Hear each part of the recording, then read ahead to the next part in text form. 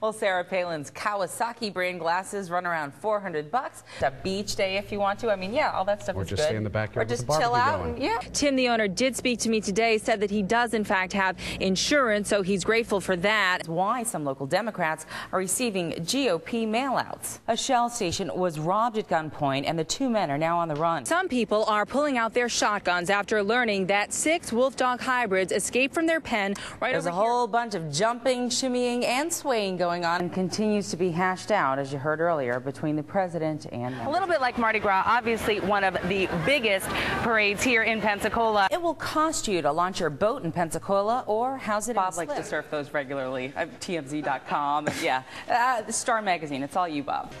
Good evening, and thank you so much for joining us this Friday night. I'm Francesca Maxime. Today, the House passed the $700 billion bailout, and the president signed it, making it official. The big question remaining is, what now? Some economists say don't look for changes anytime soon. It looks like big business will see the first relief in borrowing. But for people like you and me trying to borrow for things like car loans and mortgages, normal levels may not be seen until the end of this year or early next year, if we're lucky. Economist Diane Swank says the first challenge is to undo damage done just in the past couple of weeks while the bailout was delayed. U.S. economy was clearly already compounding problems. We found out today that September saw the biggest drop in jobs in 5 years. 159,000 were lost. Economists only expect those numbers to get worse before they get better. Well, the national economy may be slow, but downtown Pensacola got a big boost tonight. It's gallery night, which means free food, entertainment, and music. Channel 3's Grace White joins us live from Palafox Street in the middle of all the action. Grace, I was down there a little earlier. Pretty nice time, isn't it? All right, Grace, thanks so much. Always a fun time. Well, fear over the struggling financial and housing markets is leading more and more people to seek investment alternatives.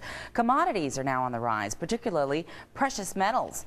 Tim Fry with Roberts & Roberts Brokerage in Pensacola says sales of gold, silver, and platinum are skyrocketing. He says people buy precious metals because they feel like they're actually getting something for their money.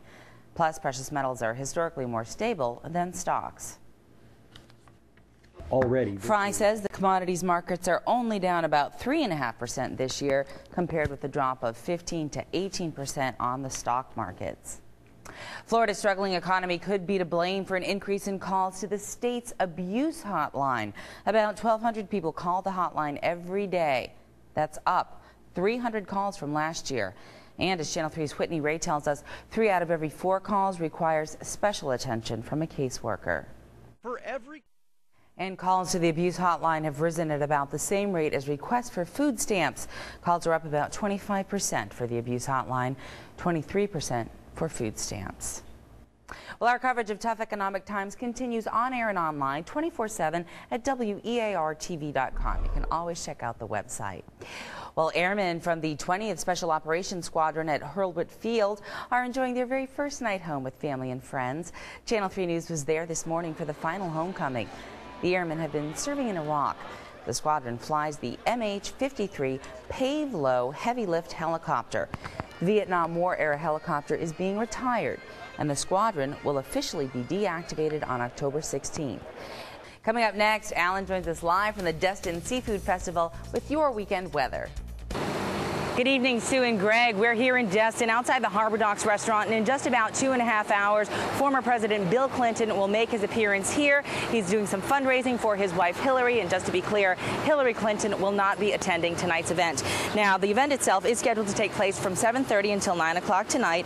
It is a private event here at the Harbor Docks, and about 100 people are expected to pay $2,300 apiece to see and to hear what former President Clinton has to say. Now, the event will raise funds for Hillary. She is, of course, the current presidential Democratic frontrunner here in Florida and across the nation. No word yet, however, on what Bill Clinton will be talking about tonight, but no doubt the Iraq War will come up, given this area's dense military population. Earlier today, however, Okaloosa County Democrats held a pre-Clinton party for those who could not afford to make it to the private fundraiser. They set up a room at the Destin Community Center so area Democrats, including the region's Young Democrat group, could come out and support the Clintons. Gloria Reed, the Okaloosa County Democratic campaign chair, chair says that about a third of registered voters here are Democrats, and people attending tonight's event will come from all over the Panhandle.